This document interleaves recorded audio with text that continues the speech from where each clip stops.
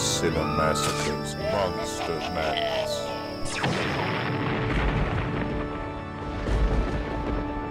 Today we're going to talk about The Terror, starring Boris Karloff and Jack Nicholson. So director Roger Corman was working on filming The Raven. Now Corman, of course, was the B-movie king. He made movies cheap and he made them fast. Well, he finished The Raven a little earlier than expected. 2 days early, in fact. So rather than sending everybody home and letting those 2 precious days go to waste, he decided to make another movie using the same sets and the same crew.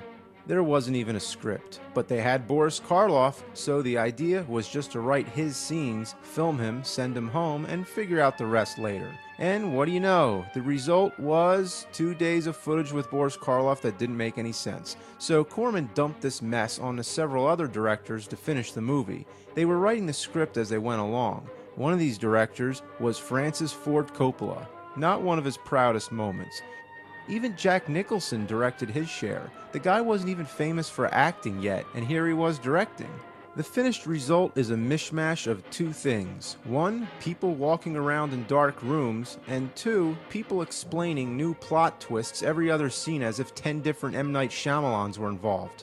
We have a witch who's trying to get revenge on a baron who killed her son, but finds out the son killed the baron. Meanwhile, the son thinks he's the baron and says the servant killed the son. But since the baron is the son, I would think that means the servant killed the baron. A little overridden? I would think so.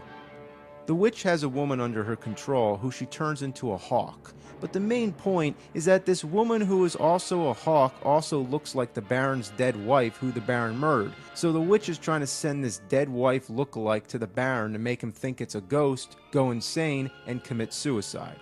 Oh, and Jack Nicholson, what does he do? Well, he plays the same role as the audience, trying to figure out what's going on. There are doctors who can free you from this. From the dead. You might think maybe it makes more sense if you see the movie. Well, you can give it a try if you want. I am possessed of the dead, and with it the dead. You're a warm, living woman. Who has told you these things? The dead. Things happen at pure random. The witch, for example, gets struck by lightning. What the hell happened? The lightning came out of nowhere like we're playing Dr. Jekyll and Mr. fucking Hyde. We do get to see a hawk pecking someone's eyes out. This must have been pretty gory for 1963, the same year as Alfred Hitchcock's The Birds. What is The Terror anyway? Is it the witch? The woman? Or how about the beginning scene right before the credits? Karloff opens a door and out comes a skeleton. Never again is it seen or mentioned.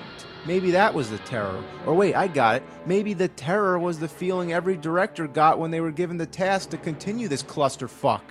You can tell the directors were gathering different horror cliches and just throwing them together. Even Roger Corman, in the height of his Edgar Allan Poe phase, seems to be trying to emulate something like Poe would have written. It's so typical of the genre, and with a title like The Terror, it could only be more mediocre if it was called horror. In spite of all that, the gothic sets and creepy atmosphere give it charm. It's public domain, you can buy it on DVD really cheap, or even download it legally for free, so I'm sure that its availability has helped its cult status. Boris Karloff does a great job as always, except when he's in a fight. You can't blame him, he wasn't cut out for physical acting this late in his career. Jack Nicholson's performance is decent, but you'd never suspect the future star that lied within. It's a good movie to see if you're curious to how Nicholson's career got started and how Karloff's came closer to its end. Out of all the movies that Jack Nicholson's famous for, I wonder if anyone's ever talked to him about this one. If I had the chance, I'd say, man, you gave me the terror.